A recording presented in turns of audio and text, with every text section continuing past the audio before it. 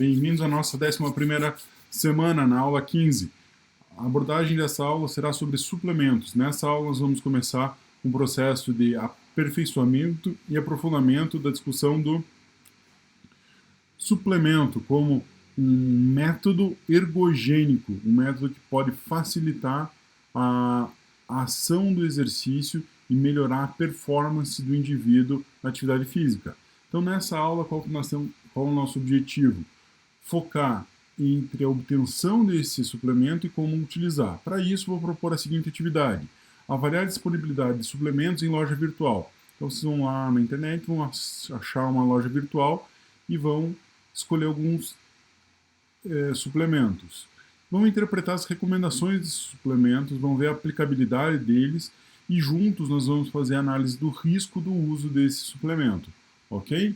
Então, qual será o processo? Procure uma loja online de suplementos, selecione 3 a 4 suplementos, avalie a indicação do presente no rótulo, copie os valores nutricionais e anote na planilha os seguintes dados. A planilha se encontra em anexo lá na atividade, ok? E aqui nós vamos fazer o seguinte: nós vamos avaliar os suplementos frente às 3 grandes questões que envolvem a atividade física e que motivam os indivíduos a utilizar, que são os objetivos que ele procura atividade física e suplementação: o emagrecimento, a hipertrofia e condicionamento.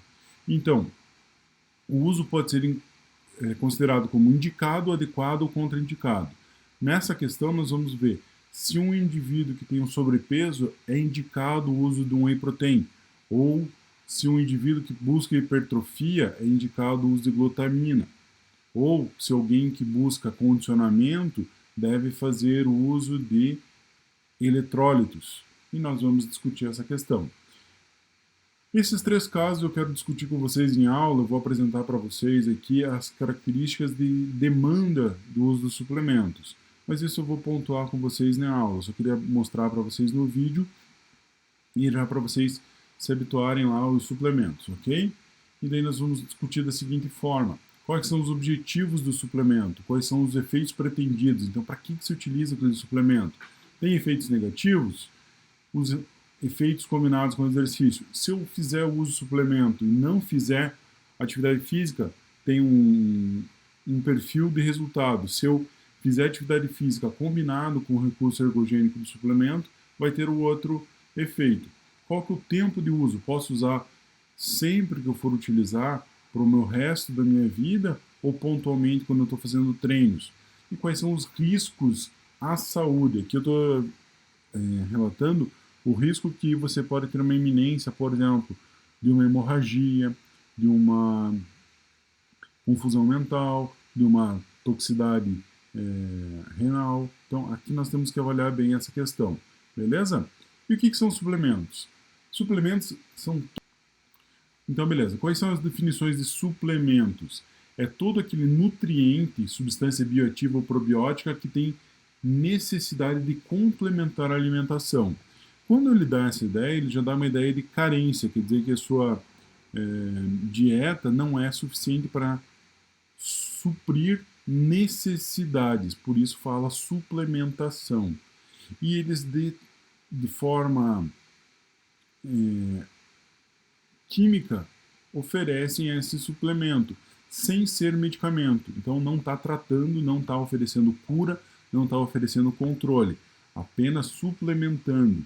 E a indicação é para pessoas saudáveis. Toda vez que você tem uma pessoa doente, você busca um medicamento, não um suplemento, ok? E a Anvisa definiu em 2018 quais devem ser as características do suplemento. E esse suplemento ele deve ter uma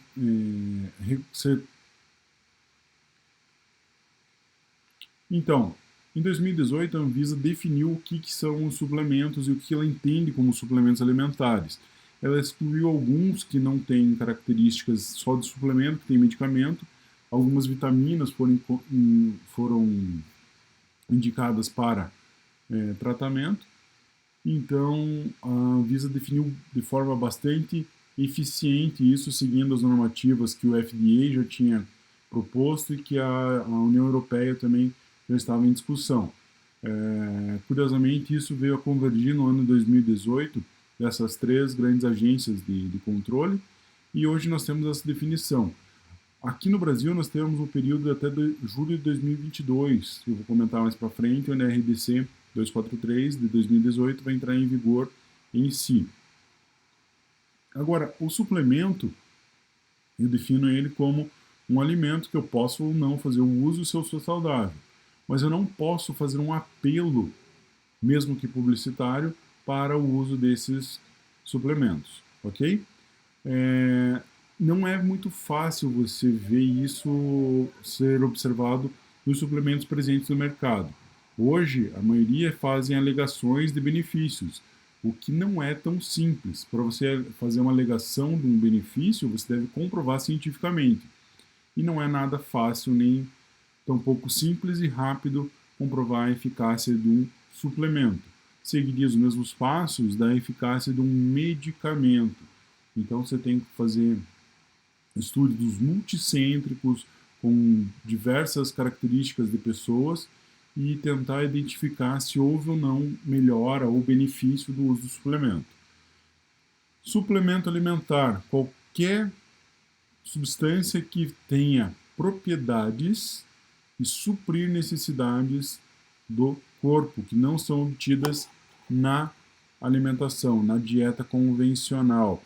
Reforço isso porque muitas vezes quando você observa lá alguns suplementos, ele tem lá várias características de apelo. Então eu voltei a afirmar o conceito de suplemento. E olha só, para um suplemento ser considerado suplemento, ele deve ter o nome individual e a categoria da substância, qual substância é bioativa e qual a fonte de extração. Então aqui ó, um exemplo comercial que está seguindo já as normas. Aqui só não tem lá na bula, deve indicar de onde é retirado isso, até para evitar contatos com alérgicos que possam gerar problemas de saúde. E aqueles que não têm. Então, aqueles que não têm, que somente falam como que é feito, ó, hidrolisado em cápsulas, mas não fala o que é exatamente. Beleza? E no rótulo deve conter as recomendações, onde você deve saber o que é necessário para uso, as advertências, então que tipo de risco iminente ele oferece, principalmente em relação a contato com os alérgicos, a restrição do uso quanto ao produto, então se ele pode ser consumido por todo mundo ou tem algumas pessoas que não devem consumir esse produto, e uma tabela nutricional mostrando qual é a composição e qual é a aplicação. Também uma lista de ingredientes, dos constituintes na formulação e uma declaração de presença de alergênicos, como eu falei para vocês, por exemplo, glúten e lactose, ok? Um suplemento não pode alegar que substitui um alimento ou é superior, porque os alimentos, eles oferecem todos esses nutrientes.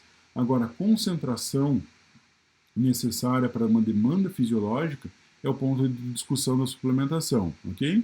E lembrando que todos eles têm prazo de validade, origem e lote. Isso que identifica um produto de qualidade, porque muitos produtos, principalmente os importados e aqueles de forma irregular, não constam prazo de validade, tampouco origem. E é muito importante você saber isso. Caso tenha algum problema de saúde sério, você tem que correr atrás dos seus direitos e saber quem que fez aquele produto. Beleza? Então a legislação brasileira acabou classificando os medicamentos e separou os alimentos, e os demais ficaram como formas suplementares. Então, substância sujeita a controle especial, medicamento fitoterápico, medicamento específico e medicamento biológico, já diz que é medicamento. Categorias de alimentos, alimentos com alegação, substâncias bioativas e probióticas, novos alimentos, substâncias com características de bioatividade, como vitaminas e minerais, e alimentos para os atletas, tudo isso virou suplemento, ok? Ela avaliou a possibilidade de classificar e de fazer os estudos com suplementos serem bastante específicos. Dessa forma, ela começou a exigir que os estudos seguissem uma normativa, uma forma de você avaliar de forma coerente. Então, você tem que ter uma comprovação de segurança que não ofereça risco à população, que fornece exatamente os nutrientes que você está dizendo que fornece. e que tenham benefício em relação a isso, e ter especificação de referência conhecida. Por exemplo, uma farmacopeia que possa indicar que o magnésio, que a glutamina tem um efeito. Depois disso, é necessário identificar os limites mínimos, identificar a ação que ele fornece. Por exemplo, você vai fazer ganho de massa magra, você vai fazer redução de compostos miotóxicos que dão fadiga muscular, se existe limite máximo, se eu posso tomar uma quantidade que não ofereça risco e a partir daquela quantidade eu já tenho risco, e o limite por faixa etária, se eu tenho faixa etária ou não, ok? E aqui também uma discussão sobre alimentos probióticos. Como o conceito não está muito claro sobre probióticos, eu trouxe um artigo que dá as bases do que são probióticos e prebióticos. Probióticos, micro-organismo vivo administrado em quantidade adequada. Yakult, prebióticos, componentes alimentares não digeríveis, fibras, quitosana, todo aquilo lá que faz melhorar a população de bactérias desejáveis no intestino. Então, aqueles que reforçam a presença dos micro-organismos favoráveis na nossa digestão. Aqui tem um quadro bem interessante, onde eles colocam lá os prebióticos, inulina, oligofrutose, que vão fazer a ação no intestino delgado, que não vão ser digeridos e não absorvidos. Isso vai para o cólon. Esse efeito tem o bifidogênico, que são os probióticos, são bifidobactérias. Bifidobactérias são as bactérias presentes no Activia. E eles fazem ação lá no cólon. No cólon, as bifidobactérias endógenas produzem principalmente ácido lático, que mantém o equilíbrio das bactérias patogênicas e também permite a absorção de vários nutrientes, incluindo os aminoácidos. Ok? No intestino delgado, você tem lá os lactobacilos, que fazem já a fermentação lática e liberam ácido lático, e também permitem a emulsão de algumas gorduras. E você tem os lactobacilos da dieta. E os efeitos probióticos, modulação da microbiota intestinal, a alteração no metabolismo microbiano, que eu já citei algumas coisas para vocês, estímulo da imunidade, estímulo da absorção de determinados nutrientes, como o cálcio principalmente, e outros possíveis efeitos probióticos ainda não listados, ainda estão sendo estudadas as possibilidades probióticas, ok? Voltando a falar de suplementos, eu trouxe aqui para vocês uma tentativa de classificar alguns suplementos. Então eu busquei na literatura, para não inventar nada novo, e é uma discussão até que eu quero trazer nas próximas aulas, sobre como que a gente classifica um suplemento. Se a gente classifica ele pelas propriedades que ele oferece, pela aplicação que ele tem, pelo tempo de uso e pela condição que ele vai dar ao indivíduo em fazer atividade física com a suplementação, que é diferente do benefício.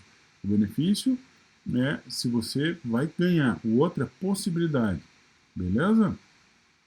Então lá, vantagem dos suplementos: ganho de massa muscular, energia, perda de gordura, aumento da oxidação dos ácidos graxos, aumento da resistência, melhora do sistema imunológico. Mas, quando você vai discutir isso, ó, whey protein, creatina, maltodextrina, albumina, são 5 dos mais utilizados. Você tem lá variações de interpretação disso, e sem a devida comprovação científica.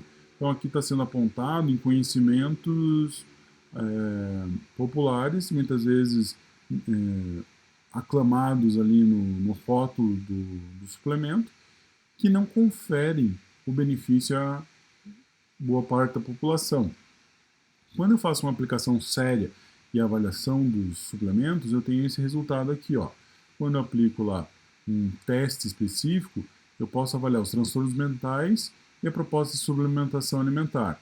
E quando eu começo a suplementar alguns pacientes, eu começo a ter melhorias, porque esse Lacan e Vieira observaram em relação a alguns tipos de transtorno mental e a suplementação do alimento, ok?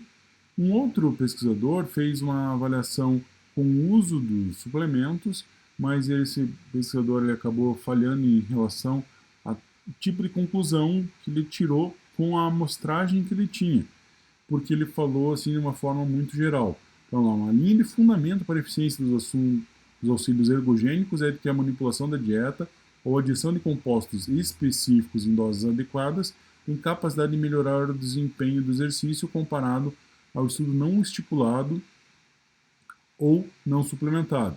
Então, ficou muito vago a avaliação desse autor. Cabe aqui vários outros estudos para a gente efetivamente credibilizar os suplementos em relação ao seu efeito. Mas tem uma questão importante para se discutir em relação a isso. Quando eu faço essa aplicação científica e não consigo ter os resultados, eu passo a ter a popularização. E daí quando você tem a popularização, você tem essa característica aqui, ó.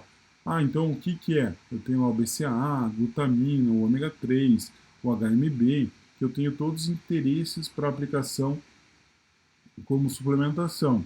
Ele traz um pouquinho dos efeitos colaterais, mas muitas vezes as pessoas acabam nem percebendo os efeitos colaterais. É isso que eu quero discutir com vocês lá naquela atividade. E também na popularização, eu peguei lá um artigo da Super Interessante, onde eles reuniram os 9 suplementos mais utilizados e destaquei aquilo que mais chama atenção, mais tem de apelo em relação aos suplementos. Então, whey protein aumenta a massa magra, maltodextrina, dextrose, aumentar a energia, glutamina, recuperação dos músculos após atividade física, ômega 3, antioxidante, L-arginina, aumenta a vasodilatação, creatinina, aumenta a massa muscular, termogênicos, acelera o metabolismo, BCAA, auxilia a formação de massa muscular, eletrólitos, quando necessário, você tem um equilíbrio eletrolítico. E aqui uma reportagem do Globo, onde eles comparam os suplementos e anabolizantes, que vai ser a nossa aula número 18, onde nós vamos fazer devidamente a comparação de suplementação e anabolização quando necessário nos atletas.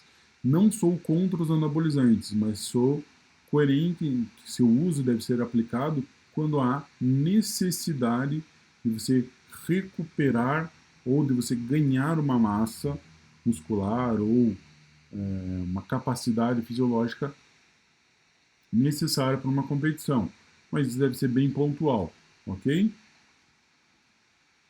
E aqui, nossa RDC que eu trouxe para vocês, que é a RDC 243 de 2018, que ela vai entrar em vigor mesmo em julho de 2022, onde ela define as características dos suplementos alimentares.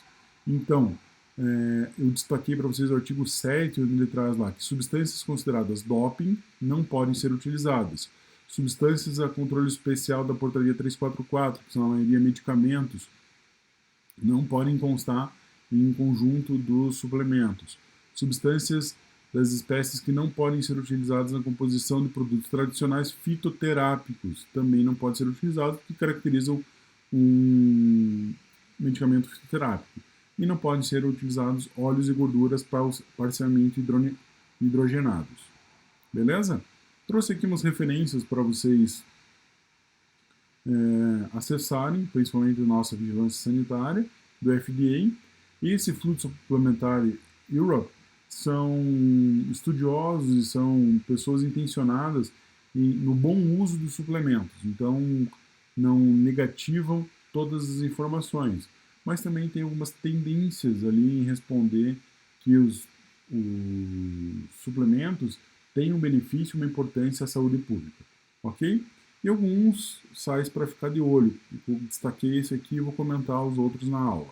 Beleza? Pessoal, muito obrigado. Até a próxima.